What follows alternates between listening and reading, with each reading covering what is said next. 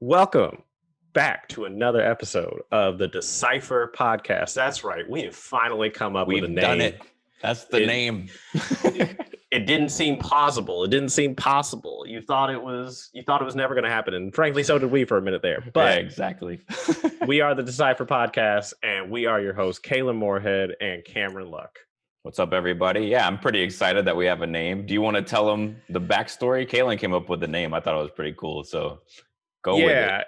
It was one of those things where I just like to try and come up with like names for stuff. And so just figuring out, random ideas, thinking about like, what is it that we're about? And we are clearly a design podcast.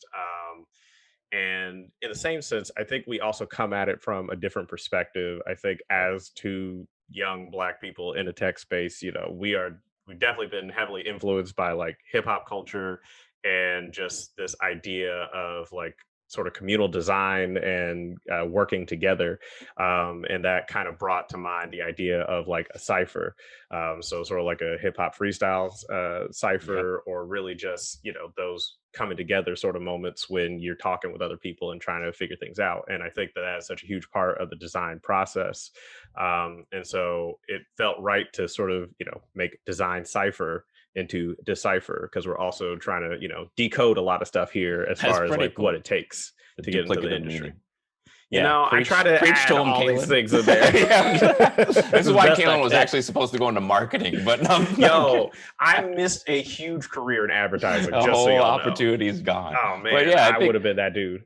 The whole background into that is really cool too, because like we haven't done it yet, but some of the things we want to do in the future is we want to have people on the show with us. We want to have some of you guys. We want to have your input as well. And we really want this to be about a community and really kicking ideas off of one another, bouncing those things, and really like having, like what you're saying, a cipher where we're kind of going back and forth and kind of circling around different ideas and coming up with things that hopefully are helping you guys and are building up the community in ways that are new and interesting. Even if they're not new, I hope we at least show a different lens on it and it's a little bit more down to earth, and it is kind of like grassrooty. That's the other thing about like the cipher is like we're kind of trying to provide a grassroots lens and not this like high education style lens, as well. So I think that's all. Yeah, exactly. So trying to keep it real with y'all, and sometimes keeping it real goes wrong if you know anything about the Chappelle show. So. The Chappelle show definitely kept it real and went wrong in his own way. That went wrong for real. Yeah. Shout out to Dave. All right, free Dave. Free Dave. I saw him actually post something earlier like, hey, please stop watching the Chappelle show until they pay me. I saw an article about that this morning, and I was like, trying to get my wife to watch the Chappelle show recently, and I'm like, I don't know if you should watch it on YouTube. It's like this is why I got to bust out my DVD collection, man. I got the whole series on box set. So you do. That's true. Hopefully he got some money from that. Yeah, I guess the one other thing we'll say is we're trying to make this a higher quality podcast. So each week we've invested in some new tech this week. So we're trying to make this higher quality. We'll probably start adding in new things as we go as well in the future. Keeping it agile, keeping it iterating towards the goal. Okay. Yeah, exactly. Iterate on this production quality. Yeah, exactly. I think we're going to keep trying to improve it.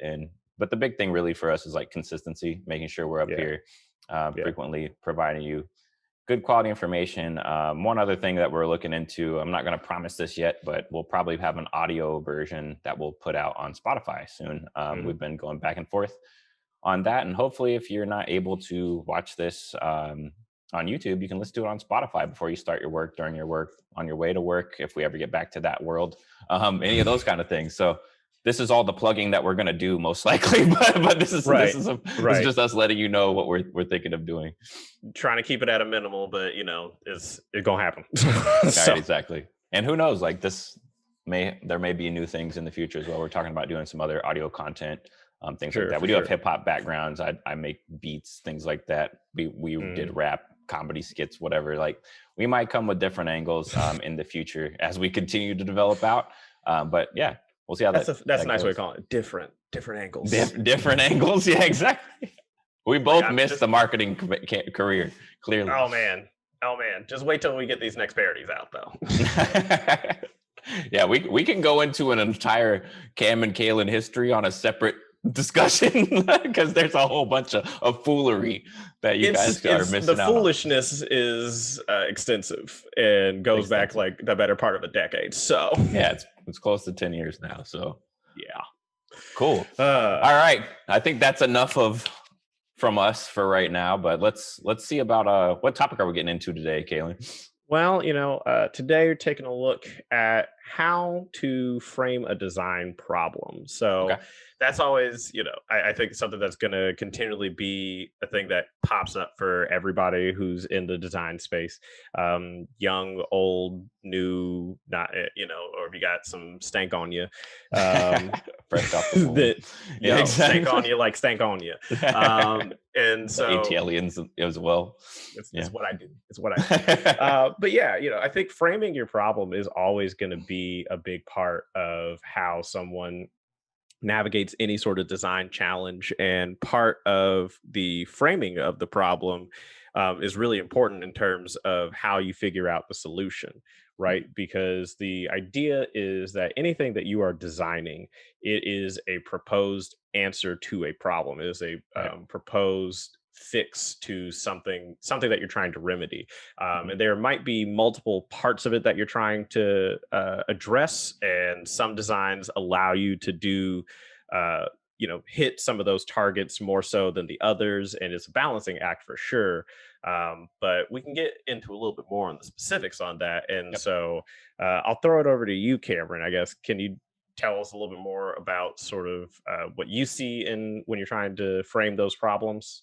Yeah, I think it's a couple of different ways to look at it from my perspective, because there's a difference to me when I'm framing and really reframing problems for my colleagues versus like presenting that in my own portfolio, right? Because I think Hmm. part of this is about like how do you present yourself for hiring and stuff like that, and that's Right. one thing. And then framing for my direct peers is another thing. Sometimes, a lot of the time, it's the same problems, but I think a large amount of the time when it comes down to like framing a problem, Hmm. it's really about taking something that was big and ambiguous. Like Hmm. everyone's always like, let's redesign the website. And you're like, okay, but what does that really mean? Right.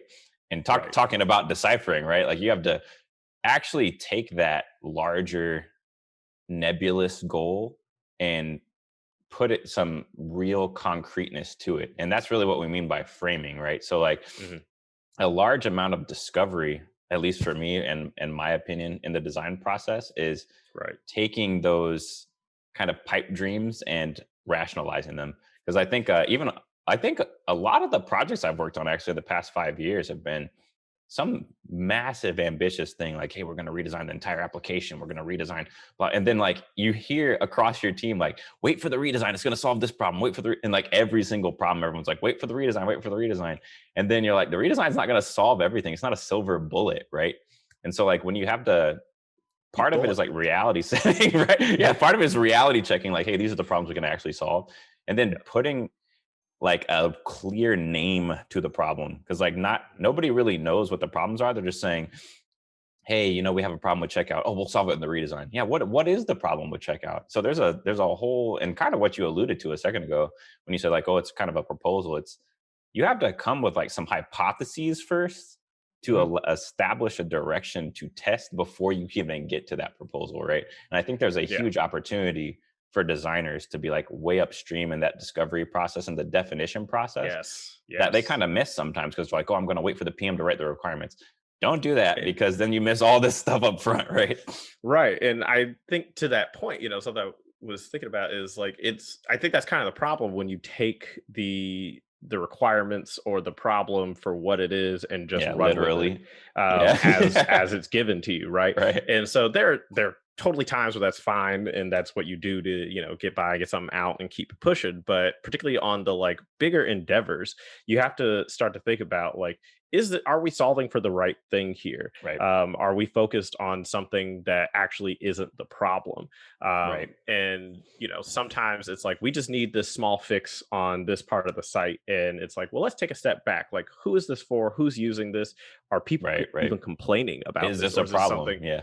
like, yeah, is this something that we just want to build out for some reason and Right. change up to get people to funnel into a different thing or what have Right. you? Right. And I think, yeah, you have to take that chance to sort of step back and say, is this actually the problem? Do we need to be focused on, this other area, or is this something that can be solved sort of in a future rollout at a like Right. smaller level, and a lot of different things like that. But I Yeah. think there's something to be considered. Like the strategy of how you're going to solve complex or multiple problems is what you're getting to. I think one of the Yeah. things too that kind of gets lost in translation, especially when you're working with product partners or software engineers or whoever that like wants to come up with new ideas, is so many times people are trying to like shoehorn their opinion or their construct into a Mm, problem, and they're trying to make a problem. mm, And I think like, so we both work at Amazon currently, and like one of the positives, they have a process there called like working backwards. And one of the positives there is they actually have the very first sentence of that process is what is the problem or opportunity, right? And so whenever you're coming up with something like big brain. new and you want to invent, yeah, big brain stuff here, like you want this big brain, big IQ plays here, 500 IQ. But if you want to Yeah. come up with something new, sometimes there's not a problem. Sometimes it's something that's like, it is a problem, but it's tangential and it's hard to like quantify. Mhm, So being able to pose things as opportunities helps you frame things as well, because you can say, hey, it's not currently a problem for our current users, but like if you're only looking for problems for your current users, you never really can make net new things or pivot to mhm, net new products, right? mhm. So you got to have some leeway also to like, hey, what is the opportunity space, and is Right, there additional new opportunities here? And you can use like problems or past data to help build an inference. Like so for much of sure. design, and this is something I wanted to talk about in more depth later, but like data is not the end all be all with design. Like it can help you form a picture, but Mhm, you the gap between the data and mhm. where your product needs to go is the design, right? You have to make some inferences off the data to do the art side of design and have the creativity and create that thing. And not everything is going to be very much like data driven 100%, right? Right. You're going to have like times where you're going to have to come up with what is the amount of data that's okay. Are we 60% confidence okay? 80% confidence, right? And so many Mhm, times you get stuck mhm. in trying to be 100% right about a problem, which is just impossible. Yeah. So that's another key piece to this. So when it comes to framing the problem, I'm trying to loop this back to your original question, but when it comes to Mhm. framing the problem, a large amount of that too is framing the questions. Like, what are the appropriate Yes. research questions or the appropriate metrics and goals? And that's normally how I start this is like, hey, I come in and I do a kickoff meeting with my stakeholders and I go, what are your long-term goals? What are you trying to achieve here? And like really quickly, you could start breaking down like, oh, that's not actually the problems or all these problems you guys talked about. There's really three key ones. Let's solve those first, Mhm, right? So that's how mhm. you start reframing. And then you take those two or three things. I use the Google design sprint process a lot and just flip it over and say, hey, what are the ways that we're going to fail to identify the risks? And then you can have your research questions right out of that. You Mm, can take those goals, identify what will make those not be achievable, and then question those and drive your early research off of that. And that to me mhm. is when you actually frame the problem. So I spoke about reframing a second ago, right? So you Mhm. have an originally framed problem that's normally coming from your stakeholders or your business partners, like let's Right, redesign the site. And then you right. go in and you do a kickoff meeting like this, you run some basic research, maybe do some interviews, maybe some contextual things, whatever. Maybe even just look at existing data, right? And you come Mm, out of the other side and you go, hey, the actual problem is this. And that is where we're really saying like that reframe right there, where you took an original challenge and you reframed it. That is really what we're talking about. That's the meat of mhm, this, where you're like, hey, I know you told me we need to redesign the whole site, but hey, I looked into the data. I looked at your goals. And really what we're looking at right now is users are having a hard time processing search, like, and that's causing all these other problems, right? So right, it's a right. lot of deep diving and understanding of the data, but you're actually making inferences using the data that's there to come up with like the actual problem set. Then you can start solving, right? So Yes. that's my particular take on framing. We can talk Yeah. about the portfolio version in a second, but do you have anything else that you're thinking there? Well, no, I think it does come back to sort of that initial ask of like when they come at you saying, we want to change this, we want to make it like this. It's like, well, what makes you think that this is the right Yeah, answer? the Like, why. Yeah, like exactly. why? Yeah. It's a lot of whys, and I've had more times than I care to admit where it's usually just like, well, leadership wants this, or so Right, and so right, thinks right, this is a good idea, or this, or we want to push into this area or something like that. And some of those are more legitimate than others. right, I understand that there's always going to be senior leadership wants a thing. There's always going to be some future initiative that we're trying to like, build up into. But it's like, is that the right lens to be looking at this right. problem? Um, Yeah, that's true. And it's then you it's have I limited time, right? So even if that thing is exactly accurate, is that the biggest exactly piece to move, right? Yeah, and so I'm very big on the idea of like I don't like to make design decisions because someone else wants them to be like that. Like that is Right, just right, that is something that opposes just kind of how I right, operate as a designer. And I the one thing, speaking to leadership principles, I like customer obsession as like one of their top, actually I think the top really right, principle is supposed to be that you do things for the customer and the best interest of the customer, the best interest of the user. And so if you are creating this thing that's meant to just essentially generate more money right, without a thought for like how does this actually how is this a benefit to somebody? right, What right, about this experience is going to make shopping on here more pleasant, that is going to make it easier to watch the content I want, is going to reduce some hassle in my life that I right, deal with. If you don't have that sort of guiding light, that North Star behind whatever it is that you're proposing, it is, in my opinion, ultimately never going to realize its truest potential. right, right. You're It like you're it may talking do about like well. creating value, right?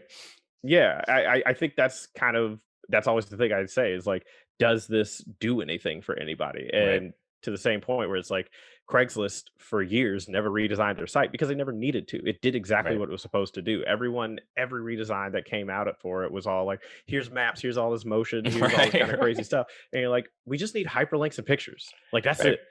You're So overcomplicating it at a certain level. Yeah. yeah, and I think that's just kind of the thing to keep in mind. Now, as you're saying, that is definitely more towards work situations and actual design challenges coming up that way. But when you are presenting it in sort of a portfolio and a more storytelling presentation, then you have to be a little bit more considerate in terms of like how you're telling the story.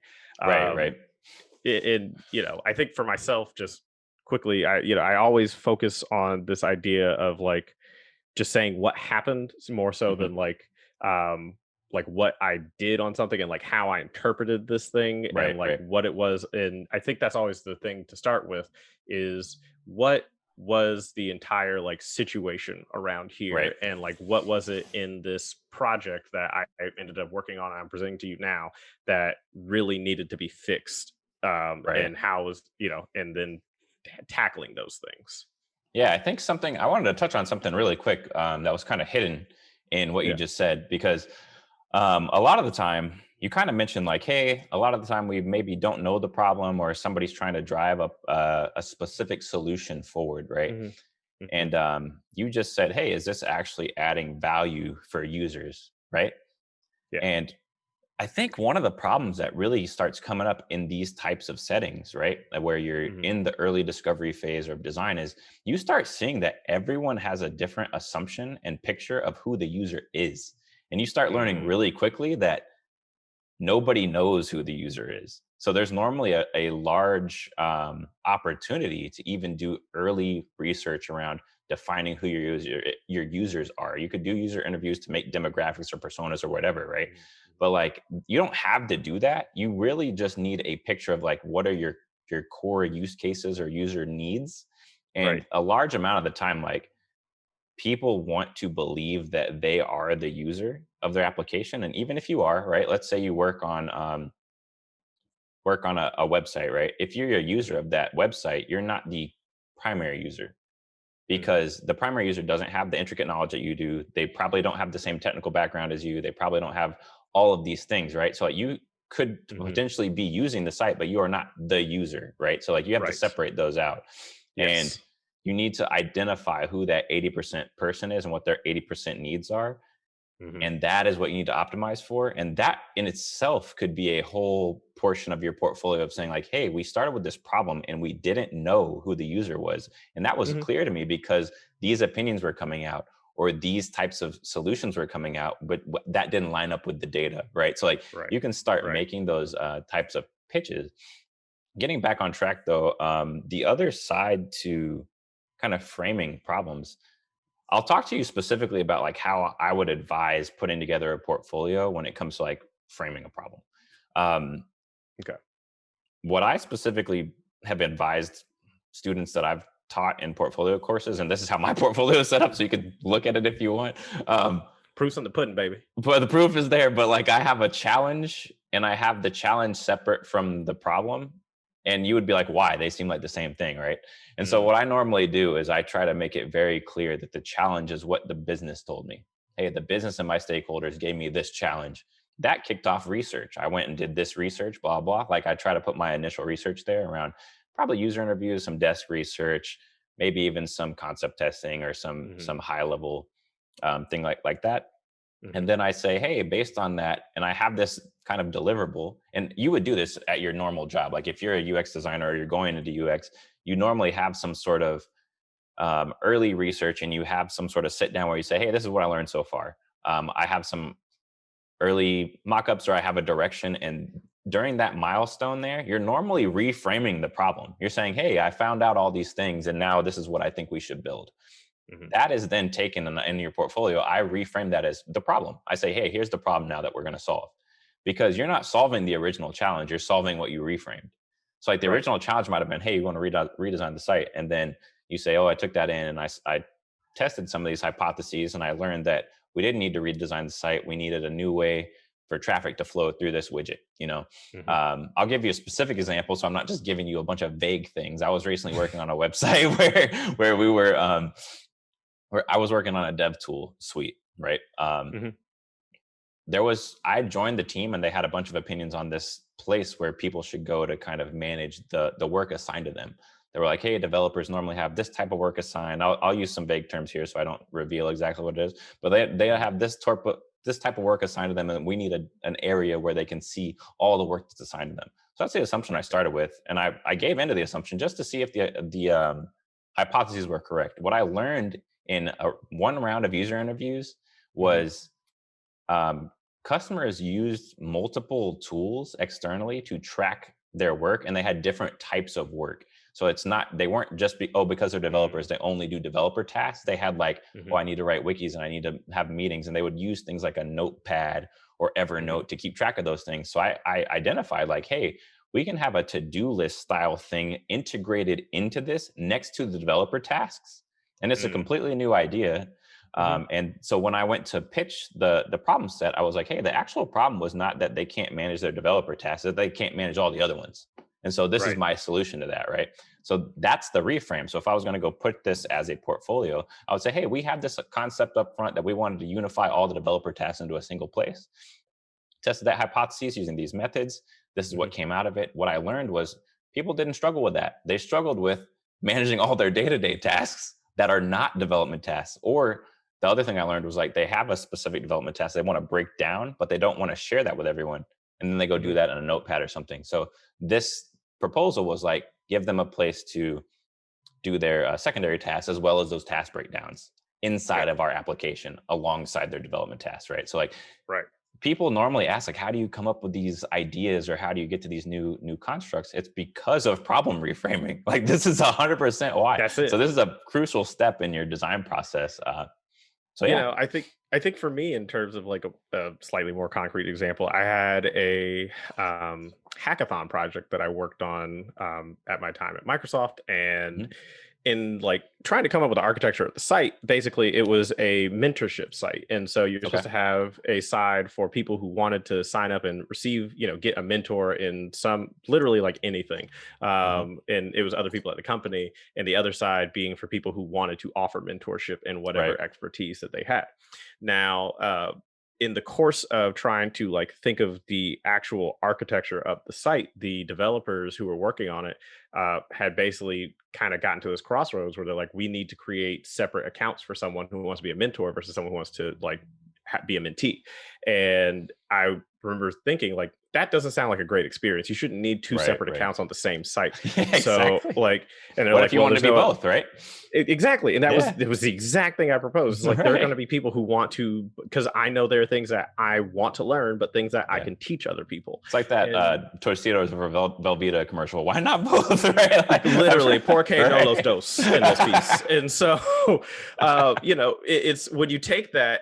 And so I said to him, I was like, instead of trying to make this something where you have to have two separate accounts, what if just we look at the architecture in terms of how we're storing this, and it's all just a regular database set. Right. Let's add another variable It's just a in there tag. Yeah, for exactly. like it's literally a tag, and it's like, can we just make a null attribute for like whether Right. they're a mentor and a mentee, Right. and doing one or the other, will activate it, and then you can attribute things to that, so you can still Right. have the same account, but you just know whether which one it was. And they're like, oh yeah, that's actually That's possible. that Yeah, would actually exactly. work. See, That is something we can yeah, do. yeah. So yeah, I mean, I say that to say, just like in the same sense that it's sometimes it's creating the new thing that solves a different problem you didn't realize was a problem, and Mhm. other times it's like we're coming up with a solution that isn't even the best way of trying to utilize what we Right. already have available to us. Yeah, So there's exactly. always different ways you can look at it. That makes a lot of sense. And like that, I like that you shared that because when I'm thinking about problem reframing, I was thinking about like these higher level constructs about the design. But you're literally Yeah, saying like, hey, yeah, we had this secondary, really technical problem that the yeah. developers were just overlooking, and it was creating a user experience impact, right? So a lot of the Hmm. time, people don't understand the relationship between tech and UX. And it's like that Yes. decision could have made a very radical split in your website. And you couldn't even Hmm. have done certain things in the future. So a lot of the time you'll join a team or you'll be working on like some legacy code base and they'll be like, oh, there's this like an idea like that Yeah. flies because no one said anything, and then 10 years Right. later you can't do anything, and you're like, oh, why can't we make somebody a mentor and a mentee? Well, Kalen made this decision a decade ago where they had We two different split up. We logins, right? bifurcated our And then entire account that's how this stuff base. happens. And I like that you're kind of explaining the importance of like having a little bit of technical know-how, or at least being able Hmm. to speak the terms as well, because Yes. these everything you're talking about would have been like somebody else's redesign in the future, where it's Yes. like, oh, now Yeah. they would be trying to uncover that decision and be like, hey, how do we Right. fix this, right? So Right. that's cool. And yeah, I think that's always the thing to keep in mind. Something I always really want to advocate for a designer is that you don't necessarily have to be a developer. You don't have to be a programmer. You don't have to be in the weeds in an Right. IDE, just like figuring stuff out. Uh, whatever. But you have to have an understanding of the space that you're stepping into. Right. And so it's the same way where if you're an interior designer, you need to have some basic understanding of architecture and like Houses. Yeah, support. exactly. And like, Yeah. it's like, what's a load bearing wall? Like, that's a Right. really important thing you got to Right. You understand because can't that will mount affect the stuff on a design. certain wall, right? Exactly. Right. That And makes it's like, we sense. got water lines through there. So Right. it Right. just makes sense to understand how things work before you get in and just start saying, well, let's just tear all the, tear Right. everything to Right. the studs. Yeah, and you'll be a lot more liked by your teammates by doing that too. They'll see your empathy and Yes. things like that. So that's awesome, because I think the big thing too is like we're not trying to say you have to be the most technical person in the world, and like there's different No, teams Lord, that no. have different requirements. Like if I'm going to go work on a shopping site, or like you work in media, Hmm. that's different than Hmm. like me working on cloud developer tools. Like I have a Right. much different technical aspect in my role than other people Hmm. have right now, right? So, Hmm. but we'll talk about that in a later date. I think. Is there anything else that like maybe final thoughts on like framing problems? I think we wrapped that one up pretty well. I'd like to think we did. Yeah. I just, to reiterate, I do think it's part of it is reframing. The reframing of the problem is reframing the thing that is even brought to you and why Right. it is brought to you. It is asking a couple of key questions, and it's like they're not meant to be. derogatory or tear anything down, but it's like I'm just trying to get a better understanding Right. of why Right. this is a problem and why this is a thing we need to fix and why we should do it this way that you're proposing. But also just understanding that there's more than one way to skin a cat, Right. to use a Exactly. very, very I think that old metaphor, but I think the big thing you're getting at is like really designers do wear a lot of hats. And when you first start any project, when something hits you and they're like, oh, Mhm, we want to do this, you have to put on that like Sherlock Holmes hat. You got to start investigating. You're like, first you really. got to say like, why this? Like, is this the problem? Is this up? Is this right? And then is this for this group of people, right? And then Mhm, you say, if there's a solution attached to it, which a lot of time there is, you go, why this way? That's next, mhm, right? Then you go, mhm, are you sure this is the right solution? And what kind of the tactic I was talking to a minute ago is if you once you get like in a rhythm of being able to conduct research or do prototyping, like you can really appease stakeholders by just testing their assumptions up front. And even if you're not like rapid prototyper or things like that, you mhm, can ask them like, hey, what are you want to draw out what their hypotheses are. Hey, why do you think this is going to work? What is the keys to this? And you can frame research questions just to do interviews to mhm, hit those hypotheses and see if those are even the things people care about up front. Like I was the situation I explained a minute ago, kind of the story I was telling was I learned all of that in a very basic user interview setting in one day. Like I had six people come through, and we had all these assumptions that our team had talked about for like months before I even joined the team, and they were in this giant doc. And I went and asked mhm, a few questions to an actual user base in a day to 8 users, and I was like, oh, this isn't the problem at all, right? But like, so you have to think that too. Like, I'm not saying you can't trust your teammates, but like a lot of the time people just haven't done that additional research, and that is your job. So you yes. have to, even if another designer was on it before you, like Mhm, see what their research says and see if there's any gaps, and then go and do additional research. I would be 100% open with you if you came to my project and say, hey, I only researched this sliver of it. I didn't go into this side of it yet. You can research all of that. I have no idea what that is, right? There's always yeah, more to uncover, and it shouldn't be like an ego thing. So I think when it comes to reframe, like a part of what we talked about was like how do you frame a problem and then how do you like solve a problem, and this mhm, is the process of doing it. But like in the kind of the in the practice that we're reframe. talking about like yeah, and the practice of like framing a problem, it's really about like taking what you're given and creating what is a workable problem, because you don't have a workable problem a lot of the time. You have like either something that's too big or too small, and it's not really framed in a way that can even be designed. It's really more like, hey, Yeah, this is a solution, or yeah, this is a problem that it's so ambiguous that it's not something that can be started on. So you want, right. and so the big keys to this, and I'll just recap what we've been saying this whole time, is like get some data, take your stakeholders' requests, get some data around it, and then the key is get the goals right. What are the goals, and then what are the metrics of success? If you know what makes it measurable, now you Mhm, can attach the measurements to your product or to your problem. I mean, mhm, and that is what makes it easy to verify a hypothesis or not. Is like, oh, this isn't going to get us to our goal. So right. when you're in a room with stakeholders doing these kickoff meetings around like, hey, what Mhm, is the problem? Focus solely on the goals. Don't try to sit here and argue about the problem set or the solutions. If you all can agree on the goals, it's really easy to start validating or invalidating hypotheses off of those. Right. So like yeah, it's really people important. get too, yeah, people get too caught up in like, oh, wordsmithing the problem, or like, oh, you came with a solution, I don't want to use that solution. It's not about that. Mhm, Figure out your mhm, goals, because your problems are really, you're going to have multiple problems throughout the process. Your problems are just like stepping, like a little staircase. Is every problem is a little staircase towards your goal. You know what I'm saying? So like I think of like it it. that way. Think of it that way and you'll be 100% successful. That's what I like to hear. Cool. That's my analogy for the day. Yeah. Or my Everybody just parable. story time. Yeah, exactly. We're done for that. But cool. I think that was a pretty good topic. I think that's Yeah, really interesting because like it's so similar and different how you have to do it in the workspace versus like on yeah, your portfolio. And we can go into more depth. Like maybe we'll do a whole portfolio series where we talk about like how specifically to do these things, and we can show you some of this. But if you have any questions about these things, feel free, leave them in the comments. We'll respond to you. Get on mhm, our Twitter fingers and yeah. we'll start responding to you right here. Do like Drake, no, or Yeah, like Meek Mill exactly. rather. More Meek Mill for sure. For sure. Ugh. He still hasn't put out anything. Still never forgetting that one. I'm sorry, but just like, oh man. When they were saying free Meek, I didn't know if they were talking about from prison or from Drake's, like under Drake's finger. Because I was like, yo, he's still not free. Like, that man got held down like on all of the internet for a second. I love Meek Mill. That's the funny thing. I love his flow. I love the hype, and I'm just like, that's a L.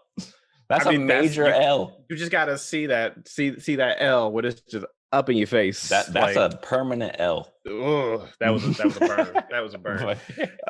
So yeah, if you guys have any topics that you in particular want us to cover, if you have any questions that you just dying to get an answer relating to design thinking, anything like that, please leave it on our comments, send it to us, and we will do our best to include those as we go forward.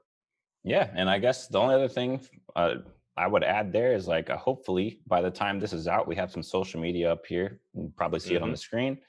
Tweet us, write us a message, whatever. Like, follow, subscribe, hit that bell.